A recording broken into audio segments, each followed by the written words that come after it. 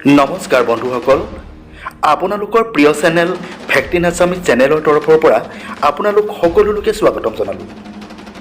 কিছু কৰ্মৰ ব্যস্ততাৰ বাবে ইউটিউবৰ পৰা বিৰত আছিলোঁ, তাৰ বাবে আপোনালোকৰ ওচৰত ক্ষমা প্ৰাৰ্থী।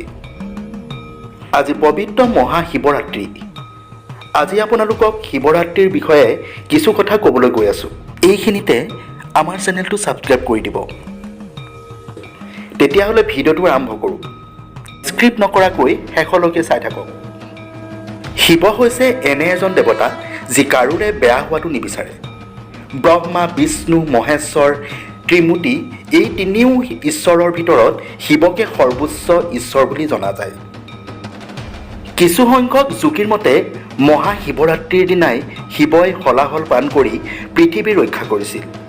স্কন্দ পুৰাণ, লিংগ পুৰাণ আৰু পদ্ম পুৰাণত মহাশিৱৰাত্ৰিৰ কথা উল্লেখ আছে বুলি জনা যায়। হিন্দুসকলৰ এই গুৰুত্বপূৰ্ণ উৎসৱত জীৱন আৰু বিশ্বৰ অন্ধকাৰ আৰু অৱহেলা আঁতৰ কৰাৰ পণ স্মৰণ কৰা হয়। ইয়াত ভক্তসকলে শিৱৰ আৰতি, পাঠ, উপবাস, যোগ আদি নিয়ম পালন কৰা হয়। শিৱৰ অৰ্থ মংগল যদিও কেতিয়াবা সংহাৰ সৃষ্টিকাৰী ৰূপত ৰুদ্ৰ মূৰ্তি ধৰি এই শিৱই ধ্বংসৰ প্ৰতীক ৰূপেও নিজকে প্ৰতিষ্ঠা কৰিছে।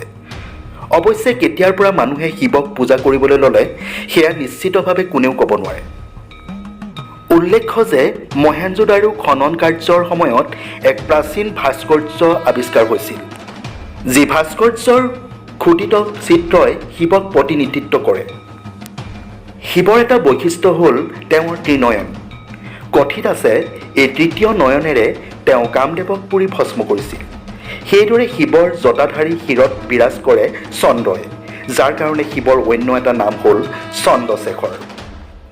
অন্যহাতে সৰ্বাংগত ভস্ম অৰ্থাৎ বিভূতিৰ প্ৰলেপ থকাৰ বাবেই তেওঁৰ আন এক নাম হ'ল বিভূতিভূষণ।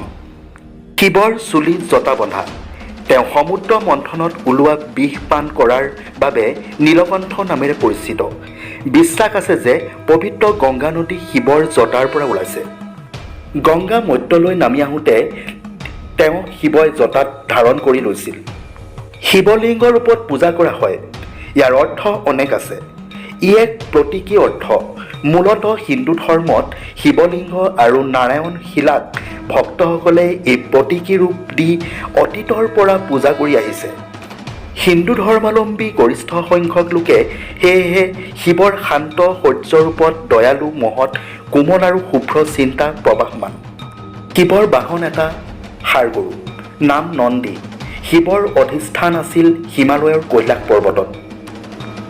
বন্ধুসকল, আজিৰ ভিডিঅ'টো ইমানেই। ভিডিঅ'টো চাই যদি ভাল পালে লাইক, কমেণ্ট আৰু এটা শ্বেয়াৰ কৰিব বুলি আশা কৰিলোঁ।